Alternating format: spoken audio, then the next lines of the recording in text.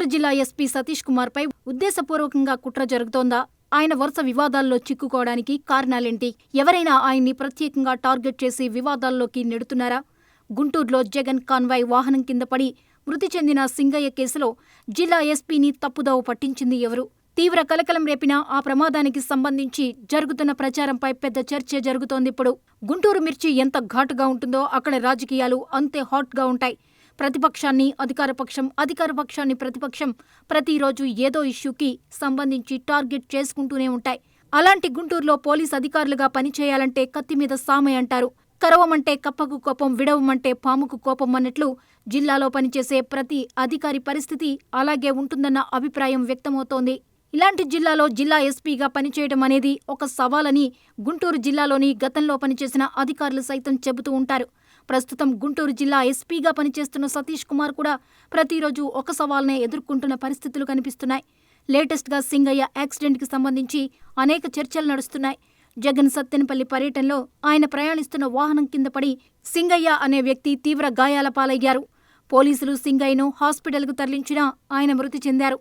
జగన్ పర్యటనలో సింగయ్య అనే వ్యక్తికి యాక్సిడెంట్ అయి మృతి చెందాడన్న విషయం వైరల్గా మారింది. అసలు సింగయ్యకి యాక్సిడెంట్ ఎలా జరిగింది? ఏ వాహనం ఢీకొని చనిపోయాడనే దానిపై పెద్ద చర్చ మొదలైంది. జగన్ కాన్వాయ్లోని వాహనం ఢీకొనే సింగయ్య చనిపోయాడని మొదటగా ప్రచారంలోకి వచ్చింది. అయితే ఆ ప్రచారాన్ని తిప్పికొడుతూ జగన్ పర్యటన ముగియకుండానే గుంటూరు జిల్లా SP Satish Kumar, IG Sarvashreshtha Tripathi press meet పెట్టి సింగయ్య అనే వ్యక్తి చనిపోయింది జగన్ కాన్వాయ్ ఢీకొనడం వల్ల కాదని, ఒక ప్రైవేట్ వాహనం గుద్దడంతో చనిపోయాడంటూ ఆ వాహనం నెంబర్ ప్రకటించారు. ఇప్పుడు ఈ అంశమే గుంటూరు జిల్లా రాజకీయాల్లోనే కాదు, పోలీస్ డిపార్ట్మెంట్లో సైతం ప్రకంపనలు సృష్టిస్తోంది. అయితే జగన్ ప్రయాణిస్తున్న వాహనమే సింగయ్యను ఢీకొన్న ఘటన వెలుగులోకి వచ్చింది. దాంతో గుంటూరు జిల్లా ఎస్పీకి అసలు ఆ రోజు సింగయ్యను ప్రైవేట్ వాహనం ఢీకొందని ఎవరు చెప్పారు? చెప్పాల్సిన అవసరం ఏ అధికారికి వచ్చింది? ఇవే ప్రశ్నలు ఇప్పుడు గుంటూరు జిల్లా పోలీసుల్లో చర్చనీయాంశంగా మారింది.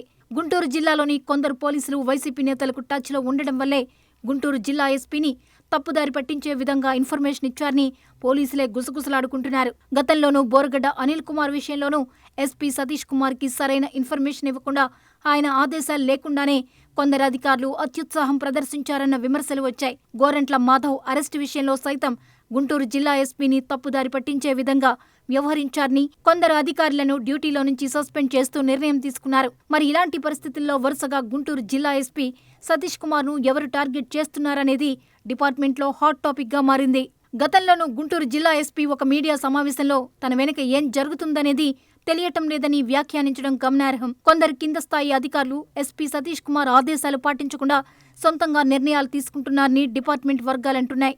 మరి ఆ అధికారులు ఎవరు, ఎవరి కోసం పనిచేస్తున్నారన్న దానిపై విచారణ మొదలైనట్లు ప్రచారం జరుగుతోంది.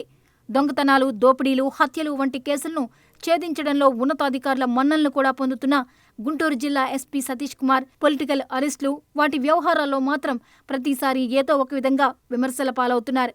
గోరంట్ల మాధవ్ విషయంలోనూ నిఘా వైఫల్యంతో కింది స్థాయి సిబ్బంది సస్పెన్షన్కు గురయ్యారు.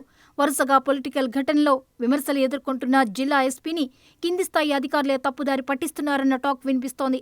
ప్రస్తుతం సతీష్ కుమార్ టార్గెట్గా చేస్తున్న ఆ వర్గాలే రేపు ఒకవేళ సతీష్ కుమార్ మారిపోయి వేరే అధికారి వచ్చినా ఆయన్ని సైతం తమకు అనుకూలంగా పనిచేయకపోతే ఇలాగే టార్గెట్ చేస్తారన్న అభిప్రాయం వ్యక్తమవుతోంది.